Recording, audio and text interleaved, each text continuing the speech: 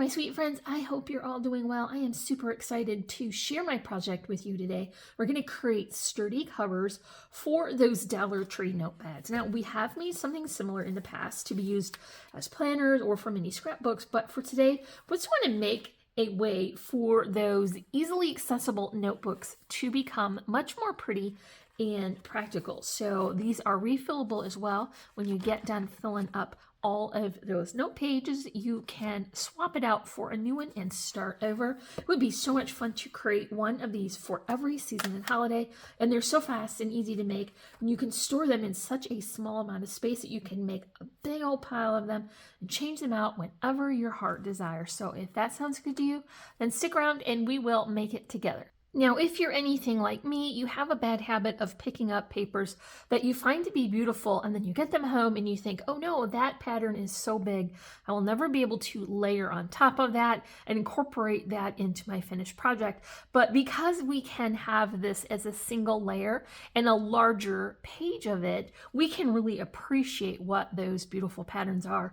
And so I tend to get these at Joann's in the single paper section or even at Hobby Lobby, and then I stack them up because I don't know how to use them for layered projects. Now, this is just a couple of combinations that I pulled from my file where I keep my single-sided paper, and it's kind of fun to think about incorporating these large florals with geometrics. So I would consider using this on the cover and on the inside, and then lining that pocket with the geometrics. So we've got a couple of different kind of patterns here, and that will help it to be less busy looking.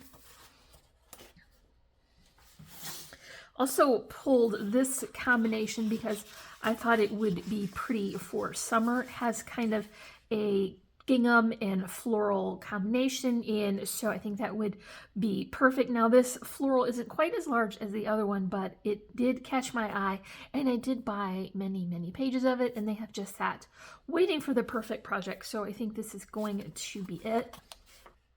So now I have my notebooks, and this is a standard size, 5x7. You can get these anywhere, Dollar Tree, Dollar General, the craft store. I happened to pick these up a bit ago, and they've been in my stash. They happen to have a little flap closure and a magnet. So before I deconstruct this one, we'll just remove those pieces and reserve those for a project that I can make later. But the important thing is I want to remove the front cover, and it will be sort of attached to the first page. So you'll have to sort of pull that up and then work that back a little bit till you can get your scissor down into that indentation. And because I'm right-handed, I went at it from the right-hand side.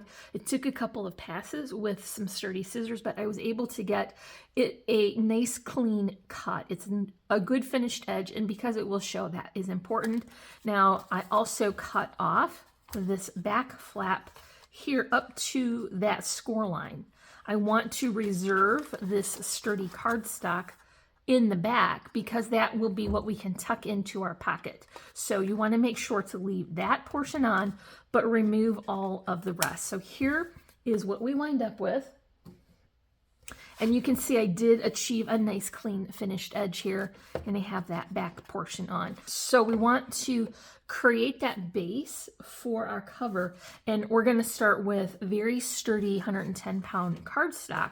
And I have my first piece cut here to be 8 inches high by 10.5 wide. I scored it at 2, at 7 1/4, and then also at 7 3/4. So we're going to wind up with a 1/2 inch depth for that, and you need that to hold the bulk of that notebook. Now, you could add 2 notebooks if you wanted to. You would have to increase the spine by another 1/2 inch, but that would be the only place where you would need to add more depth. Now, we want to combine a couple of different pieces so that we have the width that we need to wrap around the book and create those pockets. So the second piece that I have here is going to be 8 inches high by 7 1/4 and scored at 5 1/4. So now we're going to get those pockets on the side, and then we'll have a height of 8 inches and a width of 5 1/4. And you definitely want that to accommodate those notebooks. So I have added my double-sided tape here to the portion on the left hand side of the cover, and we do want to add our 2 glue combo just to make sure that it's well secured.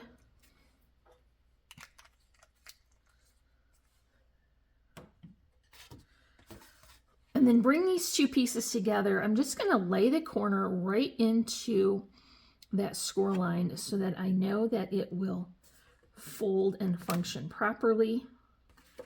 So you can see when I fold that up that we're going to get our cover here, and then we'll have a pocket on either side.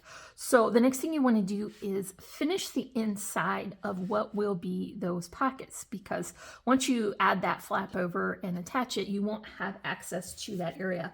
So I'm going to pick a pretty pattern here in a cardstock. Now, this is just going to add a lot of thickness and sturdiness, so don't skimp out on that cardstock layer. You will really appreciate it layer. Now, I have my cardstock cut to be 7 7/8 by 5 1/8.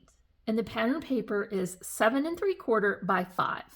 And I'm just going to flip this around so that I can get a better angle at this, and I'll just lay that in. You're going to get a border of the base and a border of the colorful cardstock, and then repeat that for this side as well.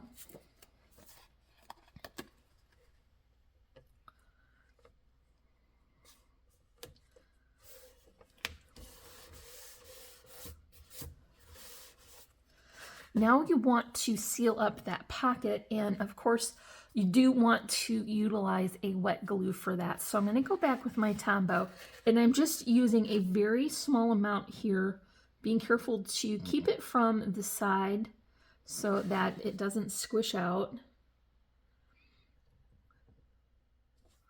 And then fold that pocket over. Now you will need to either hold this while that glue sets up or utilize some clips. So I've got this right here, and I'll just line that up so that it puts pressure on that glue seam.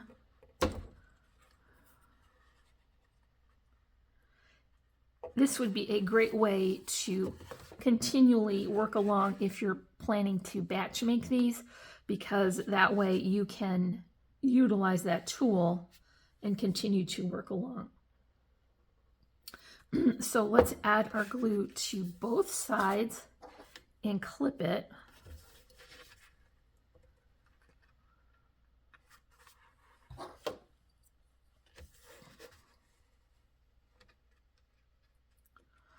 And then I'll meet you back here, when that glue is ready and set up. Now, and I do want to cover the front of these pockets, and so I was able to utilize the paper that I'm going to use on the cover for the outside for the pockets as well, because this is a non-directional pattern, so make sure you watch out for those. And I do want to use that same layering of cardstock with the pattern. So my cardstock layer is going to be 7 7/8 by 1 7/8, and the pattern paper is 7 3/4 by 1 3/4.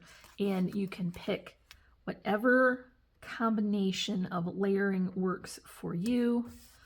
Make sure to get good contact on that. And of course, you do want to finish both sides. So we have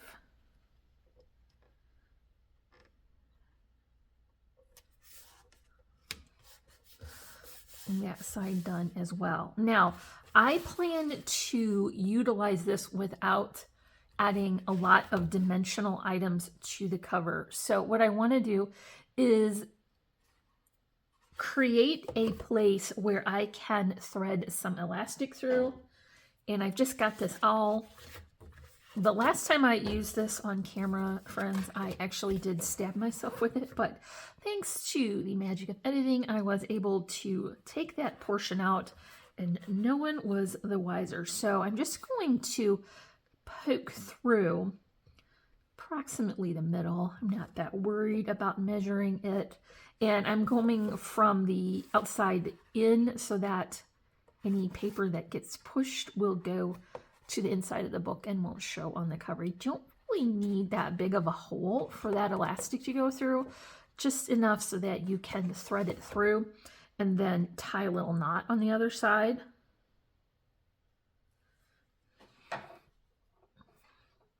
We'll add that elastic when we get the rest of the cover on, because I want to see how much thickness and depth we're going to add to the book before we add our elastic. So here is that beautiful pattern for the cover. I think this is absolutely stunning, and if I could have a top made out of this or a throw cushion, I would really love that.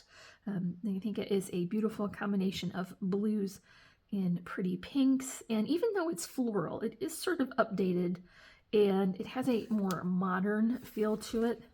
And so that is going to be the same measurement as what we put on the inside of those pockets.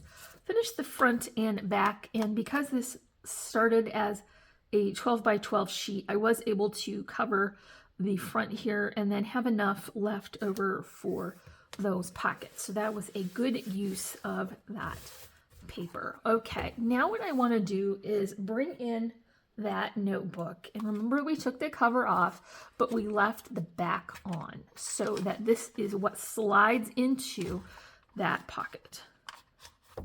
See how that works? And now we know exactly how much elastic we need. It's going to sample it here around and then cut myself enough to tie a little knot. This might be fun to create if you make projects for craft fairs. I think this would be a nice addition, and you can use as little or as much layering as you want and as little or as much embellishment. So you could definitely make these extra fancy. Just trying to work that elastic. You can see I was able to use that all to help push the second piece of elastic down into that hole. Wrap that around with both pieces and then pull it tight, and then as it stretches down into place, it will get nice and tight. So this will be well secured. Then I just wrap that around, and that will be a secure closure. So this would be one I would consider throwing in my purse if I was taking it out and about with me. And so I did not add a lot of further embellishing for the cover, but I did make an additional one because it was so much fun and really fast and easy to make. This one obviously is themed for Christmas, and I wanted to add some additional embellishments to the cover just to make it a little bit fancy. This one will not be traveling, but I did want it to look pretty just the same. So instead of having that elastic for the closure, I did decide to add that trim here from Really Reasonable Ribbon. I've also included this very dimensional trim here, like this pom-pom, some crochet lace, and a bit of tinsel just to add a little sparkle. I created some handmade flowers with foliage and some snowflake charms to kind of go with the vibe of the theme, and then I added a couple of little sequins here. So let's put a notebook in there and we'll see how that looks tied up. This side has plaid and some, looks like garland on the inside. And we'll just slide that notebook in there. I left a little bit of extra room in case I get a bigger notepad so that it will fit well. But then I would just tie that up here on the end, and that will keep my notebook well secured and make it as pretty as it is practical. So that's going to be it for today. I really hope that you enjoyed this tutorial. If you did, don't forget to comment, like, and subscribe, and you can find links in the description for all our socials. As always, I'm wishing you a happy and productive day, and I thank you so much for watching. Bye!